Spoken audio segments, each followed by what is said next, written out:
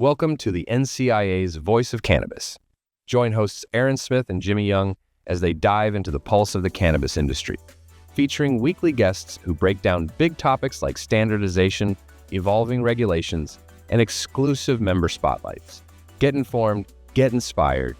And now, here are your hosts, Aaron and Jimmy. Hi, everyone. Welcome to another edition of the NCIA's Voice of Cannabis podcast, brought to you by and supported by Buds Group, the consultant group in the tri-state area of New York, Connecticut, and New Jersey. Also by the Maverick PR Group. I am WPCM TV co-founder, Jimmy Young, and I'm so happy to be joined every week by the executive director of the NCIA, Aaron Smith. And I might as well come right out and say it. Aaron, congratulations on tying the knot over the last time that we saw each other. So congrats on that. Thank you.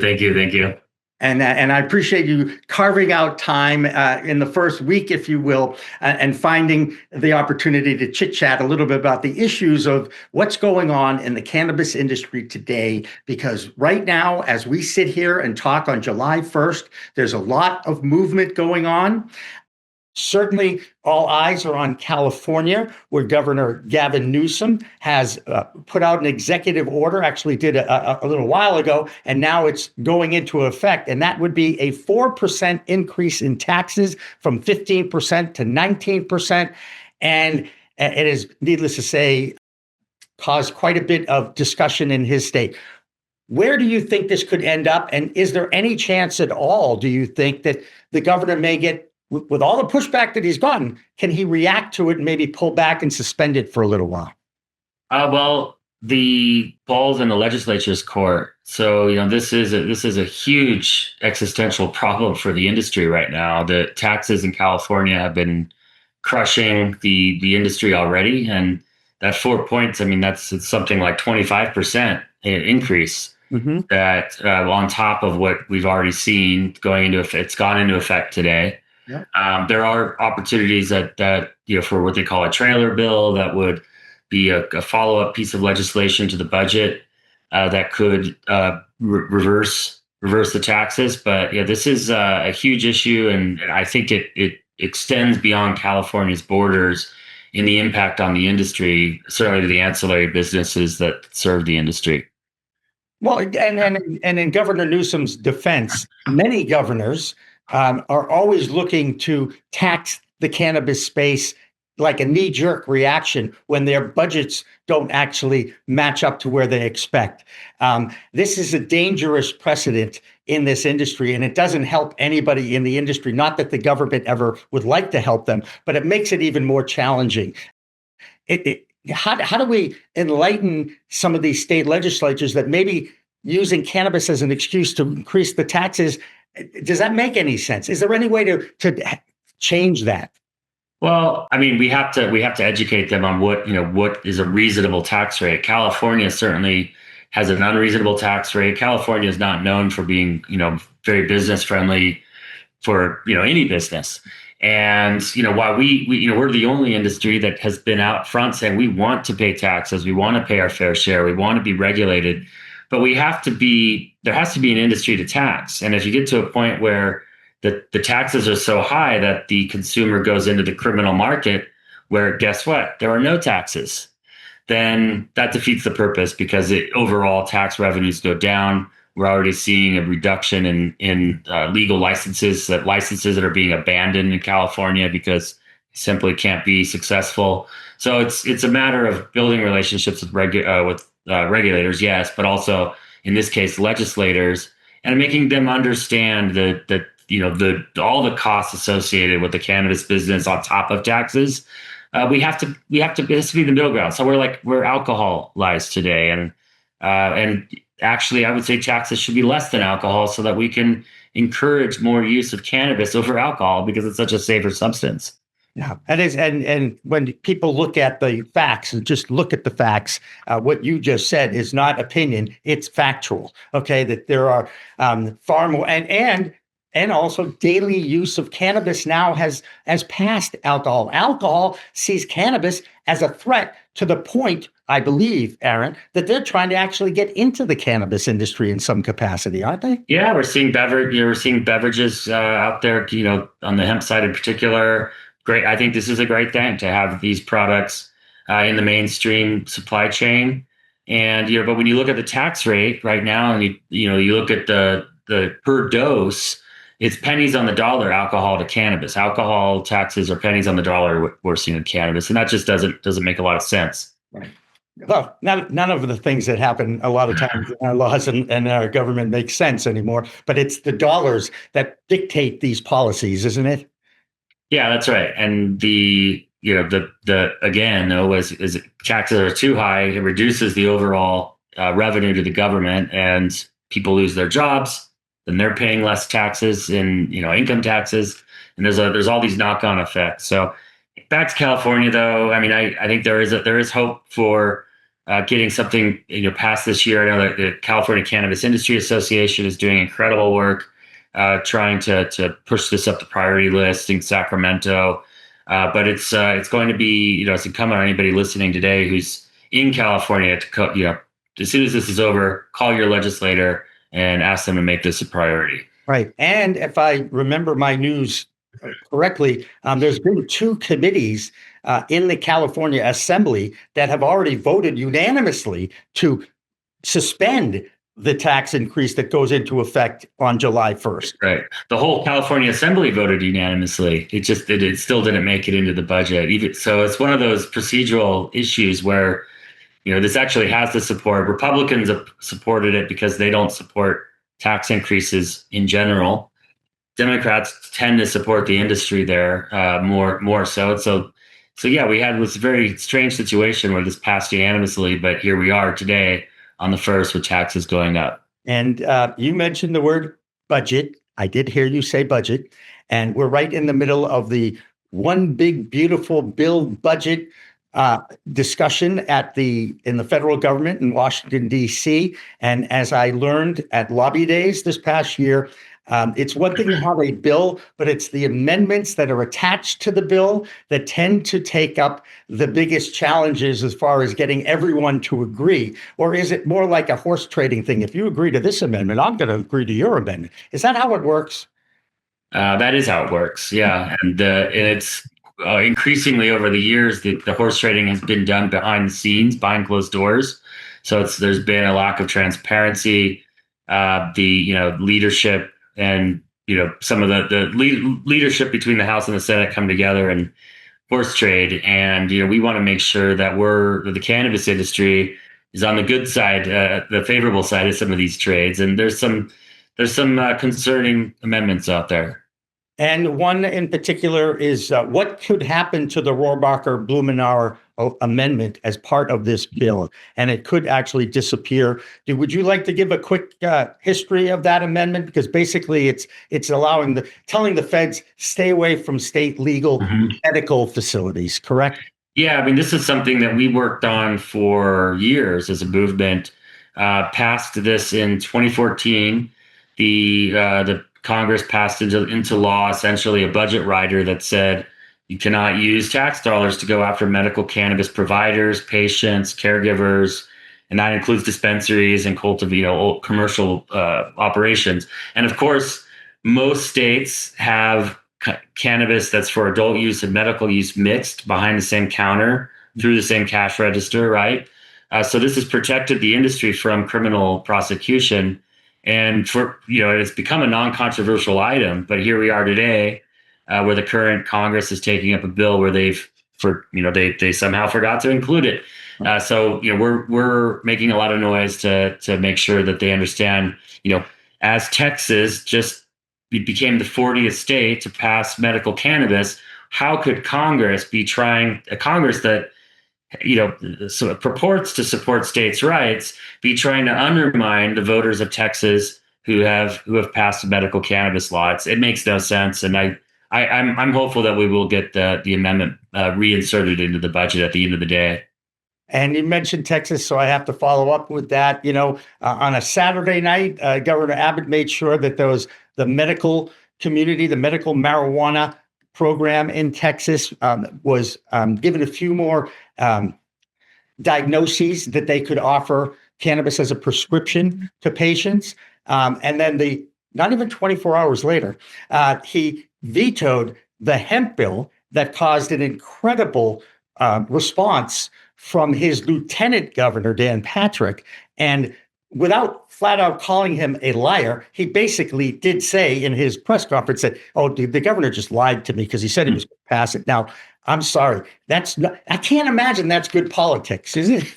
No, I don't. Yeah, I don't think so. And I think the governor did the right thing. And clearly we need to regulate these products, but these products are here to stay, and putting them, taking them off the legal market and putting them into the black market does nothing to protect public safety. Right. It does nothing to keep the product out of the hands of children. Like, these are the things that we all care about, and including, the lieutenant governors, keeping these products out of the hands of children, making sure they're safe. That's what we need to focus on, and we do that through regulation, not prohibition. Correct. Labeling and education in schools and also in the home. Parents have to embrace the fact that this product is here and talk to their children about these products and why they are really designed for people with adult 21 growth, physiological growth, if you will, because the impact on younger brains is a lot more impactful and more intense than it is after you become a fully engaged adult at age 21, which I could have sworn is just a number, but it's not. It really means a lot in our society, and I get that because I grew up when the drinking age was 18, and I know you didn't. Okay, so that being said. And I am what I am. Let's go. And it should be the same age, whatever that age is. That should be the age, because you're talking about a product that is safer than alcohol. And we don't take a position on what that age should be, but as long as that age is 21, that's the age that it should be for alcohol. That's the age it should be for cannabis as well. Well, you like to follow the regulations. You like to have them in place, and you can build your business around what is regulated, and then you go in business. But the fact that 18-year-olds can vote and 18-year-olds can go serve in our armed forces and yet can't have access to alcoholic beverages or cannabis, I don't think makes any sense, because you're asking them to really sneak around to try them or do them. And if anybody remembers what they were like when they were under 18, I know one thing: if my parents told me not to do something, I was far more interested in trying them out and checking them out than actually listen to what mom and dad wanted me to do. That's right. I mean, I think that probably, I think that probably contributes to the fact that cannabis use among teens has been in decline as we've been legalizing. That may be one of the reasons. I think there's a lot of reasons for it. The big one is that we're putting it behind a regulated counter, so much of the market. But I think that taking the stigma away also takes the allure away for rebellious teens that are just looking to do something illegal. And some of us have never grown out of that rebellious teen. Let's just leave it at that. Okay. Let's see where we're going now. What's next for this amendment, and how confident are you that they can leave it alone? Well, there's a lot of different, this goes through the House, it goes through the Senate, and then at the end of the day, there's what you call reconciliation, which is leadership coming together between the House and the Senate, and not only reconciling differences between the bill. That's kind of how it used to be. Now it's also potentially just making amendments behind closed doors after the bill is passed, which is, don't get me started on whether that's a good policy or not, but that's how Congress operates today.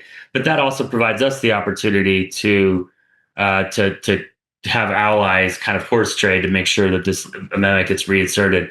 And it's worth noting that the past Trump administration, every year they submitted a budget. They had stripped this out of that budget every single year, and they did manage to get it back in at the end. So a lot of times, they, being the White House, put these amendments in there that they really don't care about that much, but they're putting them there as bargaining chips, right, so that maybe there's something they do care about that they're able to trade for.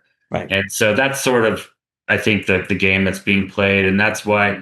But I would say, that doesn't mean not to be concerned about it, because for one thing, there's a different paradigm now. Congress is a much more in lockstep with the president than they were, in the 2017 budget, for example. Just the Republican Party's changed and become more loyal to Donald Trump.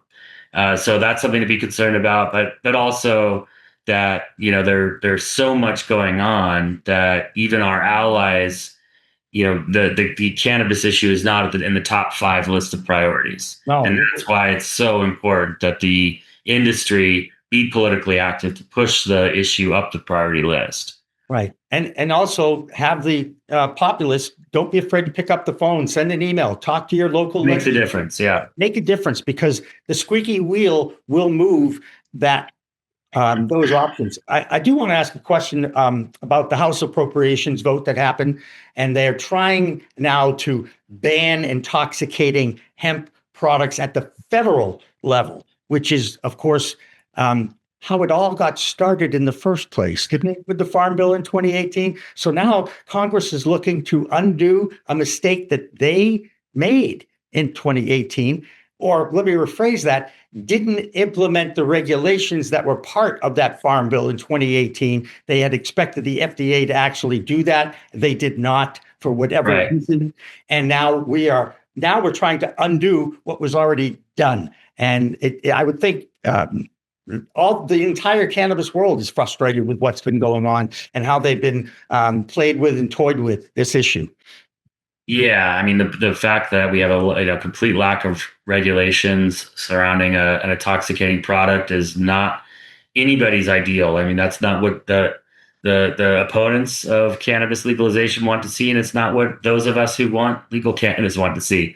And it's Congress has really just been irresponsible, I think, in having passed that into the Farm Bill without the follow-up of regulations. With that said, that does not mean that the solution is just to go and undo the legalization that they passed and kill a whole industry. Right. The solution is to follow up with the regulations. And there are some in Congress that are trying to do, I guess, what they think is the easier thing, which is just prohibition. But it's also because those who are behind the prohibition efforts, these are prohibitionists. These aren't people that have been espousing, support for regulations all along. They're just seeing this as an opportunity to push back against the evil cannabis industry. Right. But you mentioned that, when they go into these negotiations and the horse trading goes back and forth on these amendments, it's leverage. It gives them leverage. Okay, we'll back off the ban. Yeah, exactly. But we'll give you up to 1% THC in your infused products, or something that appeases both sides, to be honest. But I don't know if that's ever going to happen. But the word leverage is key in any negotiation. And those who are strong arming in negotiations, and I don't want to use the word bully, but it's a bullying tactic. That's what they do, is that they say, oh yeah, well, and then they ease off it a little bit so that somehow or other both sides believe that they walk away from the negotiating table with a win. Is that right? Yeah. Yeah, no, that's exactly right. And so that's my sports knowledge, by the way. Okay. Sorry, that's how all sports negotiations are done too. Hey, question for you. How much attention to the hemp battles in the various states, and even now in the federal government, how much does that take away from really the center message, which is, are we ever going to get to legalization of the cannabis sativa plant? It takes your time away from the big picture because you have to deal with the little picture, doesn't it? Yeah, in some ways. I mean, the intra industry and intra movement politics, I think, is maybe what's most distracting, in that we have a good segment of the industry that is divided now over this issue because they think, well, the best solution is just prohibition, and that creates parity, which we all support parity. We want cannabis and marijuana products to be treated the same, or hemp and marijuana products to be treated the same if these are cannabinoids that are bioidentical. Mm-hmm. But that doesn't mean that we should pull down the hemp products into, and reimpose 280E on the hemp products, reimpose prohibition, call in the DEA to, storm in and raid these otherwise legal businesses. And so, for us, parity means raising up the marijuana industry, reducing some of the state regulations, imposing regulations that are equal across both at the federal level. And that's the harder thing to do, but it's the right thing to do. And so, yes, it is a distraction. But it's something that we look past and look toward our North Star, which is ending cannabis prohibition. And the way to do that is not by getting involved in petty squabbles that are going to set the industry back. Exactly. One more positive note, I believe, coming out of Washington, D.C., it does look like the VA doctors, the Veterans Administration doctors, are now going to be able to recommend medicinal cannabis to their veterans who come to them for various ailments, including PTSD. That, by the way, long overdue, don't you think? Well, way long overdue. This is probably the most bipartisan cannabis issue out there. It's been this has been proposed by rabid opponents of the industry over the years, and so I'll note that it's not a sure thing. I mean, this is another amendment that's out there that could be horse traded away. It's passed in the House already multiple times and been dropped from the ultimate version of the bill in the past. So it's something that we can't take for granted. I am more hopeful than ever.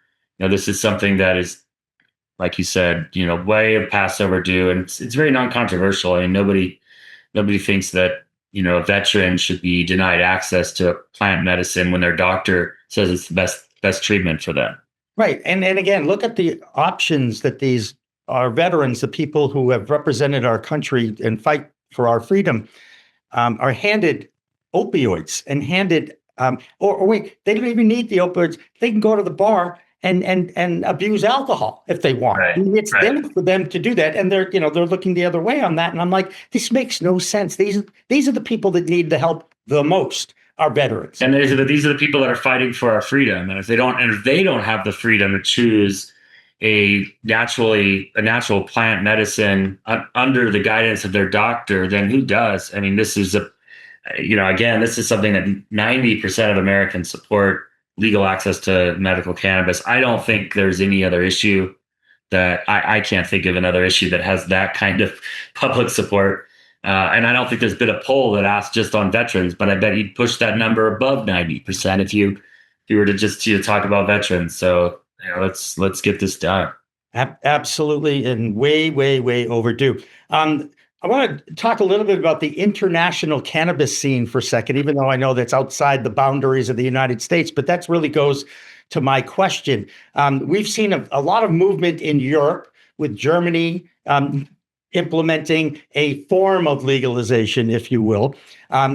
We've also reported on the UK, Great Britain, introducing more study, but they're starting to ease up and look at it from a medicinal perspective and how they might be able to implement it fairly and regulate it properly and all that. That's going on in England. And then you've got what happened in Thailand, which is absolutely one of the most bizarre stories I think that I've covered since we started covering news on a regular basis. Is first, the government sends plants, clones, to its populace when they legalized it and said, hey, it's legal, go ahead, grow it yourself, enjoy it. And now they're recriminalizing the fact that you have it in your house. I mean, that's just crazy nuts, but I'm glad that we don't have to deal with that issue here. Yeah, I mean, it's pretty bizarre. And I think it's certainly an outlier, though. I mean, every other country we've seen move forward with some kind of reform has either expanded that reform or at least kept it in place. And, I think they kind of made a misguided decision there. Yep. There was a concern around tourists, flocking to Thailand to use cannabis, and I think that could easily be turned into a positive for the country through proper regulation. And I'm not super close to what's happening there, but I've followed it and think it's pretty bizarre as well. Pretty bizarre. That's the best way to look at it. And I can certainly understand the draw based on my own personal experience of the 70s. We'll just leave it at that, shall we? Okay. Now it's time for you to really get on your horse a little bit and talk a little bit about the benefits of being a member of the NCIA. This is an opportunity for you to tell the world about, why people should support not just this group, but the entire industry. Yeah, well, thanks. The industry exists because of decades and decades of hard work from advocates and lobbyists who have moved public opinion and moved legislation along long before I even was born. This is a movement, and if you're part of this industry, you're here because of that movement. But there's still so much more work to do, and that means you're also part of this movement. So becoming a part of NCIA means ensuring that there's a voice for small businesses on Capitol Hill, small cannabis businesses, and that there is somebody working on your behalf every single day to try to move policy in the right direction. And without that, it won't move in the right direction. There won't be any change. There's way too much happening right now that's taking the attention of Congress away from things like cannabis, that to think that it's going to happen by itself is absurd. And so, it's hard enough to do this work with the lobbyists that we have working on this issue. But without your support, we won't be able to do it. And so that's really just the bottom line. And that it's challenging to see an industry that's facing so many issues because of the backwards federal law, but to see so many people on the sidelines not doing anything about it. Right. And thinking, well, I'm going to invest my entire life savings into a cannabis business and just sit back and hope that someday the law changes. Well, that's really a unfortunate way to look at things. And so NCIA really exists to provide a voice to the small business operators that make up the heart of the industry. We thank the hundreds of members that we have and welcome. I look forward to welcoming more.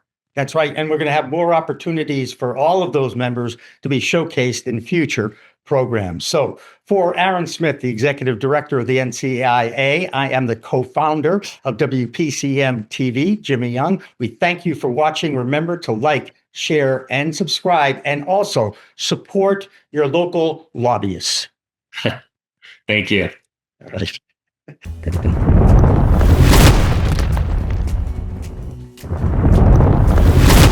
Counting Buds has grown into Buds Group, the same award-winning quality, now with more service offerings. Buds Group, your best buds in the biz. What does you consider?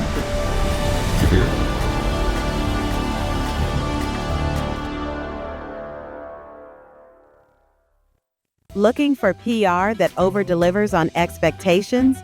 At Maverick Public Relations, they pair big agency experience with personalized attention. From launching award-winning brands to securing top-tier media hits, their data-driven communications team helps visionary leaders and entrepreneurs rise above the media noise. Maverick PR is responsive, collaborative, and relentless about results and ROI. Visit themaverickpr.com and make headlines together. Welcome to the NCIA's Voice of Cannabis. Join hosts Aaron Smith and Jimmy Young as they dive into the pulse of the cannabis industry. We look forward to the introduction of the Safe Banking Act in this Congress, and we will be doing everything we can to rally support around that. Well, thank you. And thank you for all you're doing to get the word out. Like, this show is so important. Being on the Hill was great. Featuring weekly guests who break down big topics like standardization, evolving regulations, and exclusive member spotlights. Oh, nice.